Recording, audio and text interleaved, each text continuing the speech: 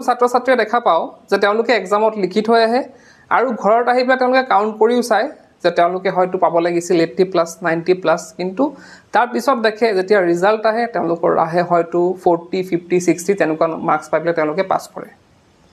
তো এনেকুৱা কিহৰ কাৰণে হয়, কি ভুলৰ কাৰণে আমি একচুৱেলি কিছুমান ভুল কৰি থৈ আহোঁ এক্সামত, যোনটো আমাৰ কাৰণে ভুল নহয়, যোনটো মানে আমি ভাবোঁ যে আমি শুদ্ধকৈ লিখি থৈ আহিছোঁ, কিন্তু এক্সামিনাৰ যেতিয়া বহীখন চায় তেওঁলোকে কিছুমান তাত ভুল উলিয়ায় আৰু সেই ভুলবোৰ থকাৰ কাৰণে আমি যোনটো ভাবিছিলোঁ সেইমতে আমি নম্বৰ নাপাওঁ। তো কিছুমান তেনেকুৱা সৰু সৰু ভুল আছে যোনবিলাক আমি কৰিব নালাগে এক্সামত, আৰু সেইখিনি যদি আমি এতিয়াৰ পৰা জানি থওঁ তাৰ পিছৰ পৰ্যায়ত অৰ্থাৎ আমাৰ ফাইনেললৈ আমি নিজকে ইম্প্ৰুভ কৰিব পাৰিম আৰু তেনে ভুলবোৰৰ পৰা আমি হাত সাৰিব পাৰিম। তো সেই ভুলবোৰ কথা আমি ডিছকাছ কৰিব আহিছোঁ আজিৰ ভিডিঅ'টোত। মই এটা কপি তোমালোকক দেখাই যাম, তো সেই কপিখিনিত কি মিষ্টেক কৰা হৈছে বা কি ধৰণে মিষ্টেক কৰিব নালাগে সেইখিনি কথা ডিছকাছ কৰিম। তেন্তে ভিডিঅ'টো ষ্টাৰ্ট কৰোঁ।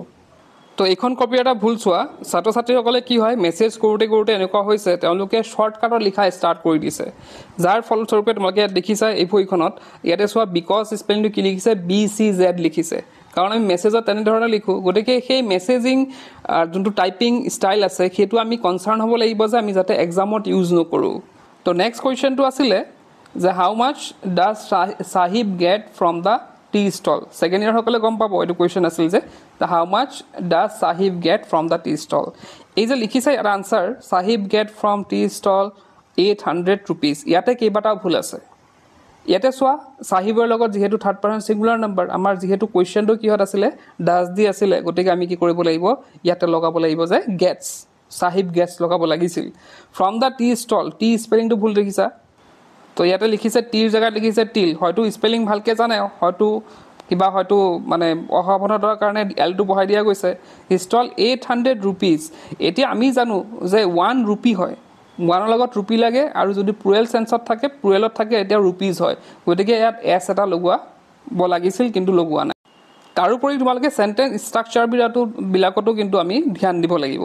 ইয়াতে কাৰেক্ট এনচাৰটো কি হ'ব লাগিছিল Sahib gets 800 rupees from the tea stall, কিন্তু ইয়াতে চাইছা তোমালোকৰ স্পেলিংটো মিষ্টেক আছে, লগতে চেণ্টেঞ্চ ষ্ট্ৰাকচাৰো ভুল হৈছে। গতিকে তোমালোকে চেণ্টেঞ্চ ষ্ট্ৰাকচাৰবিলাকো চাব লাগিব, আমি যি টি খালি অকল লিখি দিলে নহ'ব, কাৰেক্ট এনচাৰ লিখিলে নহ'ব, ষ্ট্ৰাকচাৰতো পঢ়িব লাগিব। এতিয়া আৰু এখন চোৱা, আৰু এটা এক্সাম্পল দিছোঁ। প্ৰথম যোনটো কুৱেশ্যন আছে the name of the river mention in the last lesson is, ইয়াতে ছাৰ আছিলে আনচাৰটো, কিন্তু তেওঁ লিখা নাই, যাৰ বাবে ইয়াত কুৱেশ্যন মাৰ্ক দিয়া হৈছে।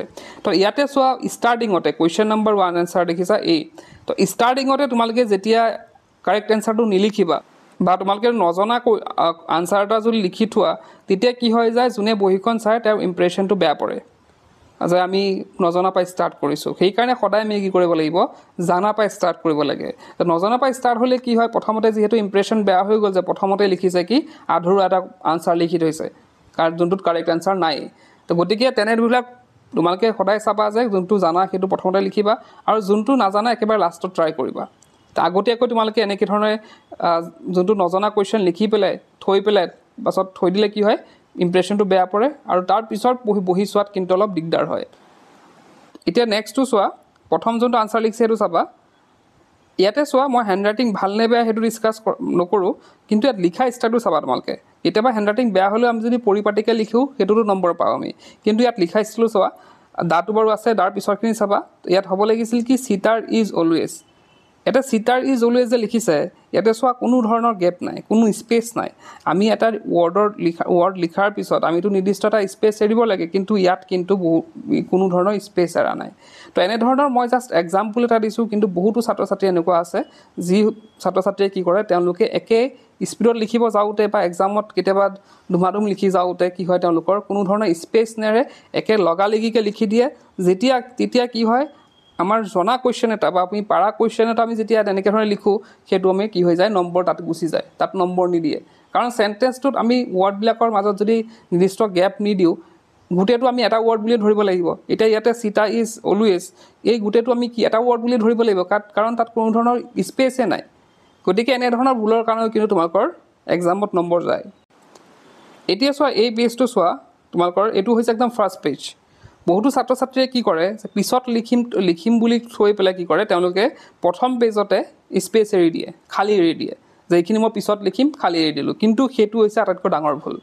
এতিয়া যোনে এক্সামত বহীখন চাব তেওঁলোকৰ তাত ইম্প্ৰেশ্যনটো কি পৰিব তোমালোকে এবাৰ ভাবি চোৱা। প্ৰথম পেজটো খুলিছে, খুলি পেলাই দেখিছে ওপৰত এটা লিখিছে, ওপৰত লিখাৰ পিছত গোটেইখন খালী। তো ইয়াৰ পৰা ইম্প্ৰেশ্যনটো কি পৰিল যে ছাত্ৰজনে একোৱেই নাজানে। যে প্ৰথম পেজটোৰে যিটো খালী পিছৰখিনিও কি লিখিছে সেইটো এটা অনুমান কৰিব পাৰি যে ছাত্ৰজনে একোৱেই নাজানে। তো সেইটো বস্তুটো যাতে নহয় তোমালোকৰ, সেইকাৰণে মই আগতো কৈছোঁ কথাটো, এতিয়াও কওঁ যে তোমালোকে কেতিয়া কিন্তু ফাৰ্ষ্ট পেজটোৰ অৱস্থা এনেকুৱা ধৰণৰ নকৰিবা য'ত খালী নাৰাখিবা বা আধৰুৱা কুৱেশ্যন আনচাৰ ইয়াত কেতিয়াও নিলিখিবা। ইয়াৰ পিছৰটো হৈছে চোৱা, ইয়াতে ন'টিছ এখন লিখিব দিয়া হৈ আছিলে 8 নম্বৰটো। তেওঁ চোৱা ন'টিছখন আমি ষ্টাৰ্ট কৰোঁতে আমি কি কৰিব লাগিব, এটা ফ্ৰেছ পেজত ষ্টাৰ্ট কৰিব লাগিব, তাতে লিখিব লাগিব। কিন্তু এই বহীখনত চোৱা ষ্টাৰ্ট কৰিছে ক'ত, একেবাৰে লাষ্টত। প্ৰথমতে ইয়াতে লিখিছে টাইটেলটো the cultural organisation in ST Anthony's college at Guwahati. তো ষ্টাৰ্টিঙত ক'ত কৰিছে, একেবাৰে লাষ্টৰ পৰা কৰিছে, যাৰ কাৰণে পিছত কি লিখিছে নিলিখিছে দৰকাৰ নাই, ইয়াতে প্ৰথমতে কি কৰা হৈছে কাটি দিয়া হৈছে। কাৰণ পিছৰখিনি, কাৰণ ষ্টাৰ্টিঙতে ইমান ভুল কৰাৰ পিছত পিছৰখিনি আৰু কি লিখিছে সেইটো নোচোৱাকৈ কি কৰিব, টিচাৰজনে কাটি দিব। তাৰ পিছৰ যদি আমি চাওঁ ইয়াতে কি হৈছে চোৱা, দুটা কুৱেশ্যন এটাই চোৱা, এটা কুৱেশ্যন আনচাৰ লিখিছে কিন্তু সি কি কৰিছে মাজৰখিনি পাহৰি গৈছে, যাৰ কাৰণে এটা গেপ ৰাখি থৈছে। মাজৰ কুৱেশ্যন মাজত কি হ'ব সেইখিনি পাহৰি পেলাই তলৰখিনি মত আমি কেতিয়াবা কি হয় মুখস্থ কৰাৰ পিছত আমি এটা মানে ষ্ট্ৰেট আমি যেতিয়া মানে মুখস্থ মাতি কৰি থাকোঁ এটা অংশ আমাৰ পাহৰি যোৱা যায় আৰু বাকী অংশখিনি লাষ্টৰখিনি মনত পৰি থাকে। ঠিক তেনেদৰে এই ছাত্ৰ বা ছাত্ৰীজনে কি কৰিছে যে তেওঁ ওপৰখিনি লিখিলে, মাজৰখিনি পাহৰাখিনি স্পেচ এৰিলে, একেবাৰে লাষ্টৰখিনি লিখিলে। তো ইয়াৰ পৰা আমি কি গম পালোঁ, যে টিচাৰজনে কি গম পালে, যোনে চাইছে বহীখন তেওঁ গম পালে যে তেওঁৰ গোটেইটো কনচেপ্ট নাই। মাজৰখিনি নাজানিলে কি হ'ব, মাজৰ যোনটো লিংক আছিলে সেইটো তেওঁ হেৰাই পেলাইছে। তো গতিকে মাজৰ লিংকটো হেৰুৱাৰ পিছত পিছৰখিনি কি লিখিব বা আগৰখিনি কি লিখিছে তাত কিমান নম্বৰ দিব, তাত কেতিয়াবা কি হয় টিচাৰে সেইটো গোটেইটো কাটি থ'ব পাৰে। কাৰণ মাজৰ অংশ নাথাকিলে ইন্ট্ৰডাকশ্যন দিলে, বডি নিদিলে, কনক্লুজন দিলেতো নহ'ব। গতিকে কি হয় বহু সময়ত দেখা যায় যে টিচাৰসকলে তাত কোনো ধৰণৰ নম্বৰ নিদিয়ে। তো নেক্সটটো চোৱা, F নম্বৰটো চোৱা, Sahib got 800 from the tea stall. মই যে আগৰ কুৱেশ্যনটো কৈছিলোঁ যে how much does Sahib get from the tea stall, সেই আনচাৰটো ইয়াতে লিখিছে। ইয়াতো লিখিব লাগিছিল, গেটছ লিখিব লাগিছিল বা গট লিখিছে, সেইটো পিছৰ কথা। কিন্তু ইয়াতে চোৱা বস্তুটো যে ইয়াত লিখিছে অকল 800। আমাক সুধিছে যে সাহিবে কিমান পায়, টি ষ্টলৰ পৰা কিমান পইচা পায়, তেওঁ কিমান পায় 800 ৰুপিজ পায়। কিন্তু ইয়াত লিখিছে 800। তো 800 কি দিয়ে তাক, 800 কি দিয়ে, 800 ৰুপিজে দিয়ে নে 800 কিবা বেলেগ বস্তু দিয়ে, তো ইয়াত কোনো ধৰণৰ মেনশ্যন নাই। কিন্তু যোনে লিখিছিল তেওঁ আনচাৰটো জানে, তেওঁ আনচাৰটো জানে যে 800 ৰুপিজ হয়, কিন্তু তেওঁ কি কৰিছে অকল 800টো লিখিছে কিন্তু বাকীখিনি লিখা নাই, যাৰ বাবে এইটো কি হৈছে এই আনচাৰটো ৰং হৈ গৈছে। দেখিছা তোমালোকৰ সৰু সৰু এনেধৰণৰ সৰু সৰু বস্তুবিলাক আমি কিন্তু ন'টিছ কৰিবই লাগিব। এক্সামত এনেধৰণৰ সৰুবিলাক বস্তুবিলাক নবঢ়াৰ কাৰণে আমাৰ কিন্তু নম্বৰ গুচি যায়। এতিয়া এই বহীখন চাবা, এই বহীখনত কি আছে চোৱা, আমি সদায় কি কৰিব লাগিব, আমি কুৱেশ্যনটো পঢ়িব লাগিব, কুৱেশ্যনটো যোনটো টেন্সত আছে সেই টেন্সটোতে আমি ট্ৰাই কৰিব লাগিব গোটেই আনচাৰটো লিখিবলৈ।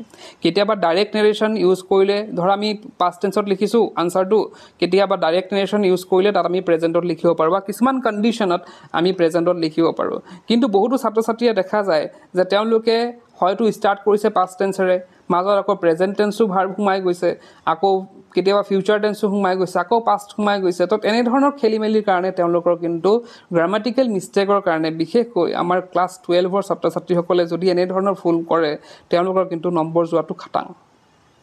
বুজি পাইছা? তো এনেধৰণৰ ভুল কৰাতকৈ তোমালোকে সদায় প্ৰেক্টিছ কৰিবা, বস্তুবিলাক কেনেধৰণে লিখিম এবাৰ মানে মেণ্টেলি এবাৰ প্ৰিপেয়াৰ হৈ ল'বা যে মই লিখিবলৈ যোনটো গৈ আছোঁ, যদি এটা বেলেগ কুৱেশ্যনো আহে, নজনা কুৱেশ্যনো আহে, যোনটো আমি লিখিবলৈ গৈ আছোঁ সেইটো কি টেন্সত লিখিবা সেইটো প্ৰথমতে তোমালোকে ভালদৰে ভাবি ল'ব লাগিব।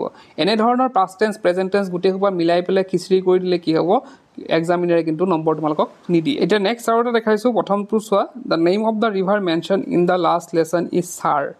ইয়াতে ছাৰ স্পেলিংটো কি হ'ব লাগিছিল SAAR। বহুতো ছাত্ৰ ছাত্ৰীয়ে কি কৰে, তেওঁলোকে পঢ়ি যাওঁতে স্পেলিংবিলাক ভালদৰে নেচায়, তেওঁলোকে পঢ়ে যে ছাৰ বুলি পঢ়ি পেলাই আহি পেলাই চোৱা এক্সামত কি লিখিছে, তেওঁ আনচাৰটো ভালদৰে জানে যে আনচাৰটো কি হ'ব, ছাৰ হ'ব, কিন্তু স্পেলিং মিষ্টেকৰ কাৰণে তেওঁৰ কি হ'ল, সেইটো কি হৈ গ'ল, ভুল হৈ গ'ল। ইয়াতে লিখিব লাগিছিল SAAR, লিখিছে ইয়াত কি SCAR। দেখিছা তোমালোকে তো তেনেধৰণৰ মিষ্টেকৰ পৰা তোমালোকে হাত সাৰিব লাগিব ইয়াৰ পিছৰটো চোৱা ইয়াতে কুৱেশ্যন নম্বৰ 1 মই যোনটো আগৰটো ডিসকাস কৰিলোঁ সেইটোৱে বস্তুৱে ইয়াতে লিখিছে কাৰেক্টলি লিখিছে SAAR সাৰ লিখিছে কিন্তু আমি এটা বস্তু চাব লাগিব আমি সদায় কি কৰিব লাগিব কুৱেশ্যনৰ লগত মানে যেতিয়া আমি কুৱেশ্যনটো আমি চাম পঢ়িম তাৰ লগত মিলাহে আমি আনসাৰটো লিখিব লাগিব তো আমি লিখিব লাগিছিল কি the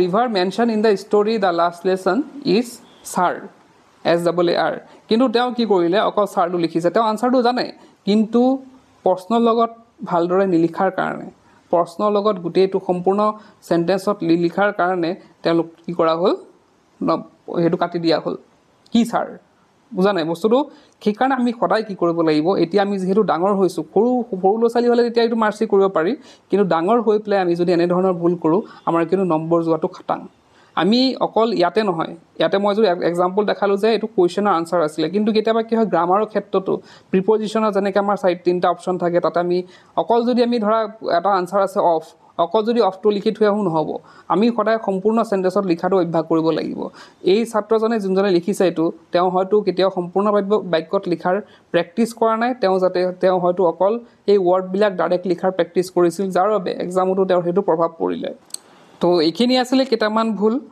তো তোমালোকে চাবা অলপ যোনখিনি মই ভুল ডিসকাস কৰো সেইখিনি যাতে কোনেও ৰিপিট নকৰে হেতু তোমালোকে ট্ৰাই কৰিবা আৰু হেতু কবা তোমালোকে কমেন্ট বক্সত কাৰ কি ভুল হয় আৰু তোমালোকে আৰু এটা কাম কৰিব পাৰা কি তোমালোকৰ যদি কিবা মিস্টেক হয় মানে এনে ধৰণৰ যদি কিবা মিস্টেক হয় তোমালোকে ফটো মাৰি তোমালোকে মোৰ ইনষ্টাগ্ৰামত দিব পাৰা তাত মই চেক কৰিম বাৰু তোমালোকৰ এনে ধৰণৰ ভুল বিলাক মই আৰু ডিসকাস কৰিব ট্ৰাই কৰিম তো তোমালোকে ইনষ্টাগ্ৰামত মোক চাই মানে মেছেজ বিলাক পঠাব পাৰা তো এতিয়া তোমালোকে দেখিলা যে কি সৰু ভুলৰ কাৰণে কিমান সৰু ভুলৰ কাৰণে আমাৰ নম্বৰ যাব পাৰে গতিকে এনে ধৰণৰ ভুল তোমালোকৰ পৰা মই আশা নকৰো বা তোমালোকেও নিজে হেতু চাব লাগিব যে তোমালোকে যদি ইবিলাক ভুল কৰি আছা যদি তোমালোকে এনে ধৰণৰ ভুল কৰি আছা বহুতে কৰি আছা এখিনি ভুল তো সেই ভুলখিনি তোমালোকে নিজকে শুধৰাব লাগিব এতিয়া যোনখিনি সময় আছে তোমালোকে লিখোতে এক্সাম দিওতে তোমালোকে নিজকে অলপ কনসাৰ্ন হ'ব লাগিব সাৱধান হ'ব লাগিব যে মই যাতে ইবিলাক ভুল মোৰ দ্বাৰা নহয় তেনে ধৰণৰ যদি মনোবৃত্তি লৈ পেলা তোমালোকে যদি এক্সাম দিয়া তেন্তে তোমালোকৰ এক্সামত তোমালোকে যিমান ভাবিবা তিমানে নম্বৰ পাবা আৰু সেই সৰু ভুল কৰাৰ পৰা দেখিছাই তোমালোকে যে নম্বৰ বিলাক কেনেকৈ যায়